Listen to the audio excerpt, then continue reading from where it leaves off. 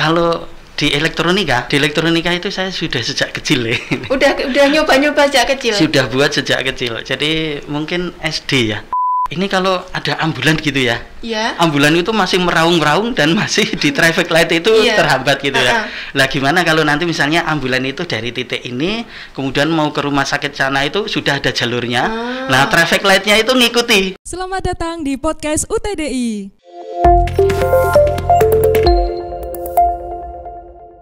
Assalamualaikum warahmatullahi wabarakatuh.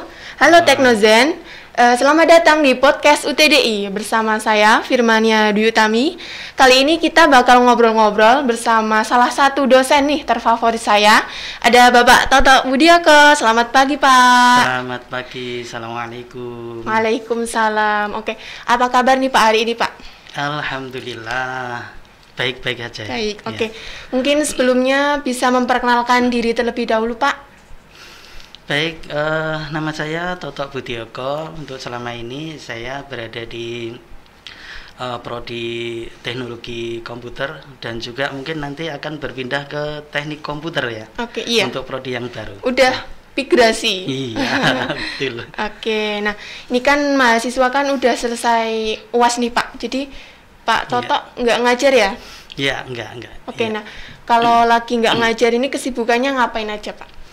Ya, untuk kesibukan banyak ya, mulai dari ikut kepanitiaan, juga harus baca-baca lagi, juga harus ngoprek-ngoprek lagi ya gitu. Iya. Nah, ini kesempatan untuk ngoprek ngoprek di elektroniknya. Iya, mumpung lagi nggak ngajar nih Pak. Iya, masih ada waktu lah gitu. Oke, nah kalau di UTDI sendiri Pak Toto itu ada di bagian mana? Atau membawahi masalah apa nih Pak? Untuk di UTDI ini saya diberi amanah untuk di bagian sistem informasi dan jaringan. Ya. Ngapain tuh Pak? Ya gampangnya ginilah itu memelihara atau membangun jaringan di Akakom, memeliharanya, kemudian juga memelihara sistem informasinya. Ya kira-kira seperti itulah. Oke, ini pawangnya nih. Enggak juga tim. Oh iya tim. Oke, kalau ngobrol sama Pak Toto nih nggak jauh-jauh sama teknologi. Nah, ini saya mau nanya nih Pak. Iya. Mungkin bisa diceritakan nggak Pak perbedaan antara teknologi sekarang sama yang dulu? Untuk teknologi sekarang itu cukup pesat ya peningkatannya. Mungkin beberapa 10 tahun terakhir ini cukup pesat sekali. Kalau dulu yaitu kalau kita gambarkan sederhana ya, dulu itu kalau komputer itu ya generasi pertama itu komputer itu clocknya kira-kira hanya 4 mega. Hanya 4 mega itu pertama. Kemudian setelah pertengahan itu kira-kira hanya ya masih di orde mega lah. Tapi sekarang sudah 3 giga gitu ya. Memori juga gitu. Memori dulu paling banter berapa kilo. Mega itu sudah besar. Tapi kalau sekarang kan tera ya. Iya, udah tera. Gitu. Jadi juga kecepatan internet itu ya sekarang memang berkembang gitu. Berarti emang perbedaannya tuh udah jauh banget ya Pak? Iya, jauh dan cepat sekali gitu. Oke, nah untuk awal kuliah sendiri nih Pak, dulu belajar teknologi itu awalnya gimana? Untuk saya ya? Untuk saya memang kalau di elektronika itu saya sudah sejak kecil ya. Udah nyoba-nyoba sejak kecil? Sudah buat sejak kecil. Jadi mungkin SD ya. SD buat apa Pak SD? Itu buat lampu flip-flop gitu ya. Lampu flip-flop, kemudian sirine gitu. Ya pokoknya elektronika. Itu kemudian ketika kelas 6 dan masuk SMP itu saya sudah buat pemancar gitu ya. Pemancar radio buat amatir radio gitu loh. Itu dulu mainan gitu ya. Untuk kuliahnya sendiri lebih mendalami ya Pak ya pasti. Nah, ketika kuliah kemudian mengambil teknik elektro juga. Ya sehingga secara teoritis itu kemudian diperkuat. Kalau dulu kan praktis ya. Elektronika praktis ya, membuat rangkaian begitu. Tapi secara teoritisnya mungkin bisa dikatakan minim sekali gitu. Nah setelah kemudian kuliah, kemudian berkembang gitu ya. Iya. Oke, nah Tadi kan Pak Toto kan udah main elektronika sejak dini nih, udah dari kecil. Nah, mungkin dari Teknozen ada nih yang main elektronika udah dari SD sama kayak Pak Toto, bisa komen-komen lah di bawah. Iya. Lanjut nih Pak. Iya, siap. Kalau untuk IoT sendiri itu sebenarnya artinya apa Pak? Untuk IoT itu simpelnya aja lah ya. Yeah. Nanti kalau yang sesuai buku-buku silahkan cari di Google ya. Yeah. Itu banyak sekali. Jadi secara sederhana gitu ada satu peralatan elektronika. Peralatan ini termasuk mungkin bisa dikatakan cerdas ya. Cerdasnya dalam artian ya berbasis komputer lah ya. Yeah. Jadi walaupun komputernya mungkin nanti mini gitu ya, kecil, tapi secara struktur itu sudah bisa dikatakan itu komputer. Nah, peralatan-peralatan itu kalau dulu itu dia misalnya termometer itu hanya menampilkan aja termometer. Kemudian kalau misalnya ngukur kelembapan, ya dia ngukur aja kemudian ditampilkan di LCD misalnya. Nah, untuk sekarang alat-alat yang mungkin semisal itu dikoneksikan dengan internet. Nah, sehingga nanti data itu bisa dikirimkan, tidak hanya ditampilkan di lokal, tapi bisa kemudian disimpan di database cloud, kemudian bisa diproses.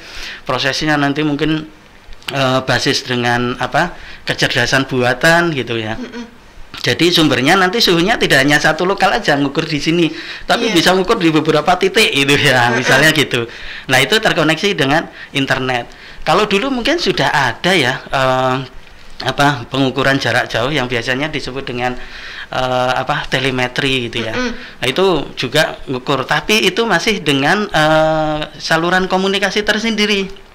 Kalau dulu saya buat dengan misalnya radio HT gitu ya. Ukur suhu di sini, kemudian lewat radio ditampilkan di sana gitu. Kalau sekarang kan ada internet, koneksikan di internet, gabung dengan yang lainnya. Nah, gitu mudahnya. Kalau contohnya sendiri apa Pak? Contoh IoT. Contohnya mungkin banyak sekali ya. Kalau sekarang mungkin sudah mulai ada produk-produk baru gitu ya. Nah, produk-produk baru yang mungkin mulai itu misalnya mengatur lampu gitu ya. Kemudian di on off kan dari jauh, misalnya dari wifi atau dari mana, bisa dari luar juga. Kalau contoh-contoh implementasi yang ada sekarang itu biasanya yang sudah berkembang ya. Itu salah satu contohnya di bidang perikanan misalnya. Apa Pak? Nah, di bidang perikanan itu kita bisa ngukur misalnya parameter di perikanan itu, yang penting kan misalnya parameter O2 yang terlarut di dalam air, kemudian misalnya gas nitrogennya atau gas amoniaknya. Nah, itu diukur.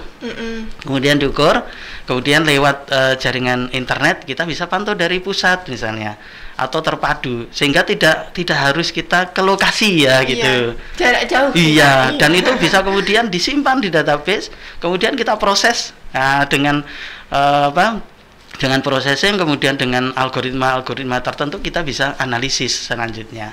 Ya, gitu contohnya. Wah, nanti banyak sekali itu contohnya sebenarnya, dan ide-ide baru gitu. Kayak smart class, smart home. Kalau sekarang sih udah banyak ya Pak, smart home. Iya, banyak. Gitu. Yang belum ada mungkin misalnya saya belum lihat nih, misalnya ini kalau ada ambulan gitu ya. Ambulan itu masih meraung-raung dan masih di traffic light itu terhambat gitu ya. Lah, gimana kalau nanti misalnya ambulan itu dari titik ini kemudian mau ke rumah sakit sana, itu sudah ada jalurnya. Nah, traffic lightnya itu ngikuti dihitung ambulan. Iya, ngikuti. Wah, ini ambulannya sudah dekat, berarti harus hijau gitu. Misalnya, sehingga lebih lancar gitu ya. Nah, itu yang saya kok belum lihat ya sekarang. Mungkin Pak Toto besok bisa buat itu Pak. Penemuan. Nah, ini sebenarnya sudah saya tawarkan di mahasiswa itu untuk lomba, untuk proyek akhir atau tugas akhir, itu sudah saya tawarkan, tapi kok nampaknya belum ya. Mungkin masih bingung Pak. Iya gitu. Butuh arahan Bapak Toto nih. Gitu ya. Nah, di perkembangan teknologi yang saat ini nih Pak, apa sih kemudahan yang bisa kita kita pakai menggunakan Internet of Things? Banyak sekali ya. Kemarin tuh saya lihat beberapa kan ada asosiasinya ya di Indonesia, kemudian pemerintah juga mendukung sekali. Itu ada beberapa yang kemarin itu menang, itu saya baca itu Simpel sih sebenarnya. Misalnya kalau di pengairan itu ya, atau air minum itu kan sering kita lihat bocor ya. Iya.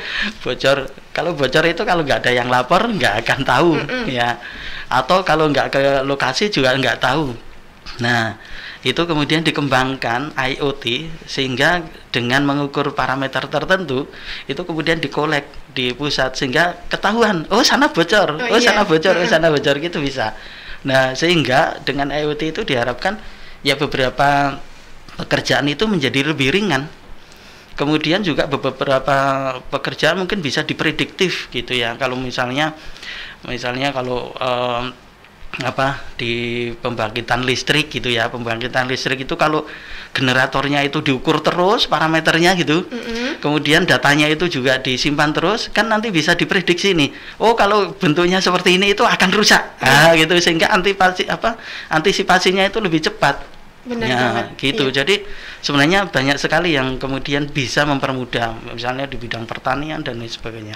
Itu banyak. Menghemat waktu juga ya. Iya, Pak? menghemat waktu, kemudian juga lebih akurat kan gitu. Nah, tadi kan Pak Toto bilang untuk perkembangan IoT ini di Indonesia ini sendiri, Ya. Pemerintah sudah mendukung nih Pak. Iya. Iya. Nah itu untuk peluang kerjanya sendiri gimana Pak?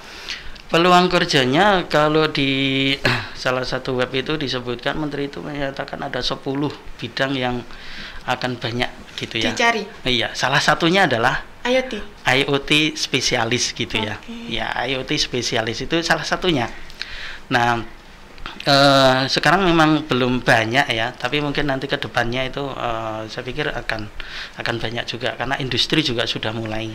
Kemudian di bidang peternakan, pertanian, kemudian perikanan, kemudian kedokteran, kemudian juga mungkin logistik, transportasi, itu masih banyak ide-ide yang bisa kemudian kita kembangkan di sana. Oke, jadi IoT itu bisa disisipin di semua di banyak hal ya, di banyak bidang ya Pak ya. Betul. Oke, nah ini buat Teknozen nih yang masih mau bingung, aku mau kuliah apa ya besok, bisa setelah mendengar nih penuturan Pak Toto bisa aku ambil IoT aja karena peluang kerjanya besar ya Pak ya, buat kedepannya.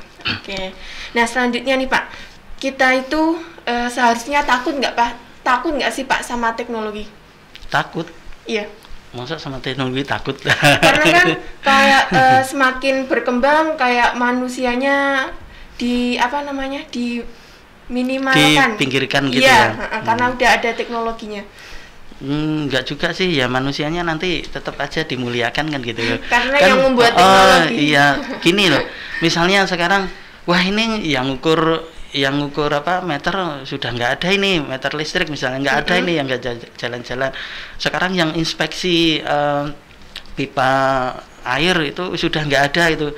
Ya yang inspeksi digantilah pekerjaan yang lainnya, kemudian di training dan seterusnya biar lebih pintar lagi sehingga pekerjaan jangan gitu loh. Iya. Nah, gitu. Jadi nanti ya mendatang itu generasi muda itu ya jangan melakukan hal seperti itu, tapi kita bisa tingkatkan untuk kemampuan yang lebih di atasnya lagi gitu ya. Oke, kita lanjut nih Pak ke sesi selanjutnya. Udah kita kan ngirim Q&A ke Instagram. Nah itu isinya ada pertanyaan yang akan dijawab oleh Pak Toto nih. Yang pertama nih, apa fitur keamanan dari IoT? Apakah IoT akan menjadi tren di masa depan? Nah, keamanan ini masih peluang yang cukup besar ya untuk kemauan. Secara umum memang keamanan itu peluangnya cukup besar. Nah, salah satunya di IoT itu juga isu keamanan itu mulai berkembang karena memang untuk saat ini memang belum terlalu fokus ya, tapi beberapa penelitian sudah mulai mengarah ke keamanan. Nah, untuk keamanan yang sekarang itu masih mengikuti keamanannya infrastrukturnya jaringan. Jadi seperti secure yang secure gitu. Jadi di level transport masih di situ. Dan masih peluang untuk keamanan itu di semua bidang. Iya. Oke, gitu ya jawabannya Teknozen. Pertanyaan yang kedua, dulu skripsinya buat apa Pak? Skripsinya, saya dulu skripsinya itu IoT juga Pak? Belum. Tapi sudah saya gabungkan dengan teknologi telekomunikasi. Untuk skripsinya saya cukup lama ya, karena problemnya itu problem di mencari komponen. Oh, Nggak masih seperti susah sekarang ya. Pak? Sekarang itu kita bisa beli online Iya, gitu ya, cepet dimana-mana banget. udah ada, Iya, Pak. kemudian modul-modul banyak sekarang, Iya. mudah sekali. Kalau dulu saya harus nyolder. Nyolder buat Iya. komponennya. Masang komponernya Ah, harus oh, nyolder, iya. harus buat PCB-nya dan seterusnya. Saya dulu itu membuat alarm kebakaran dengan pemberitahuan via suara dan saluran telepon. Nah, dulu nggak kebayang gimana caranya merekam suara kemudian dimasukkan chip ya. Iya. Nah, itu suara misalnya lantai 1 terjadi kebakaran, itu saya desain untuk mudahnya hotel gitu ya. Dia Iya. banyak kamar gitu ya. Sehingga itu sensor itu dipasang di beberapa kamar. Di beberapa tempat. Kemudian informasinya juga gini. Lantai 1 terjadi kebakaran, kamar 1 terjadi kebakaran begitu. Nah, nanti setelah misalnya 1 menit kelihatannya kalau nggak keliru itu 1 menit itu satpam tidak merespon, maka dia langsung connect ke kantor polisi dan pemadam kebakaran lewat saluran telepon. Nah, sehingga dia calling sendiri dengan saluran telepon. Nah, gitu. Mantap nih. Di masih yang dahulu masih susah nih, Pak Toto udah buat kayak gitu. Oke. Nah, pertanyaan yang terakhir nih, Pak. Iya. Apa aja sih Pak proyek Internet of Things yang pernah Bapak buat? Kalau proyek Internet of Things itu yang kemudian dipublish itu yang pertama kali di tahun 2000 berapa ya, itu 2014 atau berapa, itu awal-awal, masih awal, saya membuat monitoring suhu via MQTT. Ya.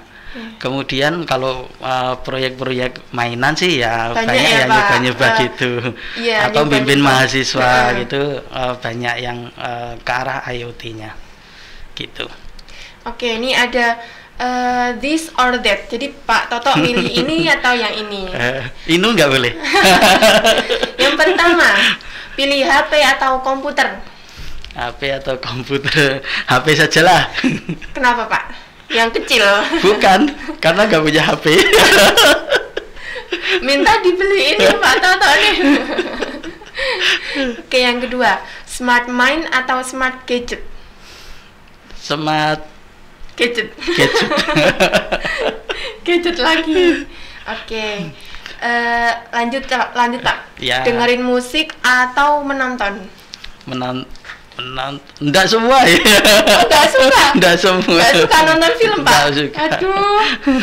Oke. Terakhir nih, Pak.